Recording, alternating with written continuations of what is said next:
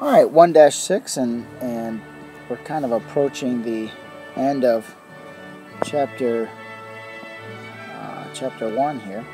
What we're going to talk about today is solving linear inequalities, and this is stuff we've all done before, but maybe a long time ago. When we talk about linear inequalities, we're talking about greater than, less than, greater than or equal to, less than or equal to, and not equal to at all. So those are all your inequalities, meaning not equals. You know, there's equals, and then there's all these other things. If you're not equal to something, then you're either greater than it, less than it. It could just not be equal to it at all. So those are the options there. The compound inequalities, there we're going to be talking about two of the most important words in the English language, and or. And then if two inequalities are equivalent, then they're going to have the same solution. Okay, so when we talk about inequalities, let's just refresh our memories real quick. When I was a kid, we used to talk about Pac-Man, and we would say Pac-Man is always going to eat the thing that is greater than. So it will always open up towards the greater. These little, right? And then we would say he would kind of point back at the smaller thing. Now, we didn't start doing Pac-Man until about 5th or 6th grade, because that's when that came out. Before that, we talked about the alligator, and we said the alligator will always be more interested in the larger thing, so it's going to point its mouth toward the larger thing and its tail toward the smaller thing. So if it has a large person to eat or a small person to eat, maybe it's going to choose the large person. So that was our greater than or less than that we talked about when I was a kid. So let's get rid of some of this stuff. So if I said to you, graph all the x's that are less than or equal to 4, it just starts with just some thinking. Just what does that mean? Don't try to graph right away or start writing things down right away. Just think. What numbers are less than or equal to 4? And so when we think of the numbers that are less than or equal to 4, because that's what it says, right? Less than, because the point is going back toward the x, and the alligator mouth is opening toward the 4. So the 4 is the bigger thing. That's how you have to think about that. So we're talking about things that are less than or equal to. And if it's or equal to, it has that line underneath, then we're talking about a closed dot, because it means it could be equal to. Like if somebody said to you, I have less than or equal to $1 million, theoretically they could have $1 million. That would be the or equal to part. So 4 would make this statement true. And kind of what you do is you put that open box there, and you do the less than or equal to 4, and then you say, what could I put in a box that would make this true? And I could put, could I put a 0 in there? Yeah, sure I could. Could I put a 1? Mm-hmm. Could I put a 2? Yeah. 3? -1. -2. Could I put a 5 there? Would that make that true? No, it wouldn't. How about a 2.5 or a 0.5? All of those things would make that true, so I can scribble that whole line in right there, from 4 with a big solid circle all the way down. Okay? Does 4.1 work? No, so you shouldn't be coloring in 4.1. Alright? The other one says graph x is greater than -2. Well, again, what numbers are going to work for -2? Would -2 work? No, -2 is not greater than -2. It's equal to -2. So when it's not equal to -2, and we're going to put an open circle then on the -2. That says don't include the -2. but include everything else. What are numbers that are bigger than -2? Well, I know 4 is, and 3, and 2, and 1, and 0, and -1. How about -1.999999? Yes, it is. That's what the open circle means. Even though 1.99 is within my open circle, it's a symbol to us saying it's right in there. So we're going to color that line in. Give me a big arrow over here. And away you go. Okay, you guys try the next couple. Just pause the video for just a moment and try those. Okay, welcome back. I hope that when you found the numbers that were less than or equal to -1, being, the greater signs pointing at the -1, that you put a closed circle right here on the -1, and you shade it this way. The numbers that are greater than -3, I hope you put an open circle on -3, and you shade it to the right. Okay. Now, two of the most important words in all of the English language. And or. And or. So, this is my friend Steve. Now, Steve's got a big decision to make. Steve needs to decide who he is going to go to the prom with. Is Steve going to go to prom with Jenny, or is Steve going to go to prom with Lisa? Jenny or Lisa? Well, that's a tough, looks like a tough choice that Steve's going to have to make here. Jenny or Lisa. But Steve's got a bright idea. Steve says, how about I go to prom with Jenny and Lisa? Boy, I tell you what, those words and or are going to be pretty important in that whole questioning process, I bet, eh? I bet if Steve talks to Jenny and Lisa over here, I think they're probably out on the and probably out on the or as well.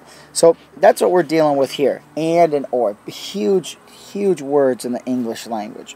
When we talk about x, it has to be greater than -3 and less than 1. See, it's an and. So when we graph that thing, we have a greater than right here, greater than -3, and, huge word, less than 1. Greater than -3 and less than 1. So we have -3 here, and there's no lines underneath them. So we have open circle on -3, open circle on 1, shaded in between. That's an and. So can I use the number 2? Well, the number 2 is greater than -3, but it is not less than 1. So because we have the and terminology there, we cannot go past where we're at. We're limited. Or a little different. It's a little different terminology. So on the next one, on B, it says graph x is less than -1 or x is greater than or equal to 1. Because it says or, you can do either one. Just like if your mom says, I want you to take out the trash or do the dishes, that doesn't mean take out the trash and do the dishes unless you're a really nice kid. It means just do one or the other. So when we look at this, the first one says it's less than -1. The second one says it is greater than or equal to 1. Okay, so first we're going to do less than -1, and there's no or equal to, so we're going to have an open circle, less than -1. Okay, it's going that way. The other one says greater than or equal to, closed circle on the 1, going this way. Now, the only way that this statement could be true is because of the words or. Right? Because of the words or. You only have to satisfy one or the other. Is 10 less than -1 or greater than or equal to 1? Yes, so it works. But it would not work if the statement was an and statement. All right, you go ahead and do checkpoint number 3 here. Okay. I hope you had a closed circle on 0, shaded to the left, and an open circle on 2, shaded to the right. If you didn't, pause, rewind, take a look, go back over it, and see again. Let's get these guys out of here. Okay, different transformations that you can do with inequalities, and they're all the same transformations. There's addition, there's subtraction, there's all of those things. So you can on this one you could add 7 to both sides and get 11. On this one you could subtract 3 and get -4. On this one you could multiply both sides by 2 over 1 or 2, which would be the reciprocal of a half, and you'd get 20. On this one you divide by 5. Very simple stuff here. This is where it changes. This is where it gets a little bit different. If I were to get rid of that negative next to the x, I could multiply both sides by -1, or I could divide by -1. Anytime you are multiplying and dividing by a negative on each side, the sign flips. I hope you remember that from some previous courses. The sign flips around, because things in the negative world are different than things in the positive world. -17 is smaller than -5, but in the positive world, 17 is bigger than 5. So when I flip from being in the negative world to the positive world, when I multiply both sides by -1 or I divide by -1, the sign has to switch around. Just like on this next one, if I divided by -9, then I would get a -5 on the right side, but the sign flipped to be x is now less than or equal to negative. Alright, so now we're looking at solving an inequality with a variable on both sides. This is exactly like we would do it with an equal sign. There's nothing different here, except for when you divide or multiply both sides by a negative. So let's take a look at how we did this one here. The first step was we subtracted 9x from both sides. -9. Now, I might not have subtracted 9x on both sides. I might have subtracted the 4x. That probably would have made my life easier, but they wanted to show you that whole divide by negative later on. Next, we're going to subtract 5 from both sides. So now we got a -15. And it says -5x is greater than -15. When I divide both sides by -5, I get a 3 on the right, and the sign changes. It reverses right here if you write reverse. Okay? The solutions are real numbers that are less than 3. And so I graph real numbers less than 3. Remember what real numbers are. We talked about that earlier. Everything. 1.75, right? All the numbers that are there. And to the left. Hey, you try checkpoint 4 and 5. I'll change the color of my pen real quick. I think you would have got this right if you would have colored in the 2 and shaded to the right. Ended up with something like x is greater than or equal to 2. And on number 5, you had an open circle on 1 and shade to the left. And had x is less than 1. Remember, try that again. Do it over. Try, till you can come up with the right answer. And then if you don't come up with the right answer, that is an excellent question for tomorrow in class. All right, example 4. In example 4, this is compound. This is an and statement. You got a lot of things happening here. This can be very tricky. You need to pay attention. Super 2 blue stars here. Pay attention to this.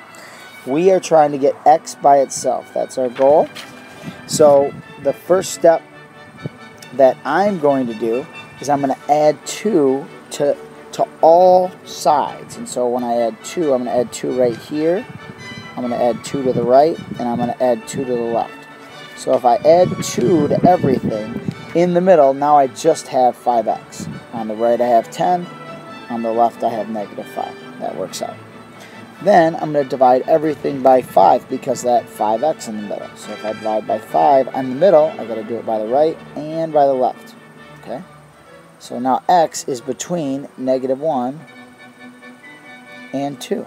X is between -1 and 2. So I'm going to put a circle on -1, and I'm going to put a circle on 2. Now, one of them is going to be closed. Can you guess which one's going to be closed? Yeah, the one right here, the one with the line underneath it. That's the closed one. Okay? And the other one's going to stay open. And then I'm just going to shade in between those two things. Okay? So then the solutions are all the numbers that are greater than -1 and less than 2. Okay, now we have that OR. Remember OR being very, very powerful and important to know how OR is different than AND. OR, a lot easier to do because they're two separate problems. We'll do one and then we'll do the other. So let's make this a little bit bigger so we can see it. So I'm just going to do the left one, then I'm going to do the right one. So on the left one, I'm going to add 7 to both sides. 5 plus 7 is 12. Divide by 4, and I'm going to get 3. X is less than or equal to 3. In fact, I can even graph that right now. I can go to my 3, put a closed circle, and graph it. Because it's an OR statement, that's all going to be true stuff right there. X is less than or equal to 3. On the right-hand side, on the second inequality, I'm going to subtract 2 and get 21. Divide by 3, and x is greater than or equal to 7. Okay, well, then I can, or equal to, so I have a closed circle on 7. Greater than is going to the right. And there. That one's all set going in that direction. Because I have the OR,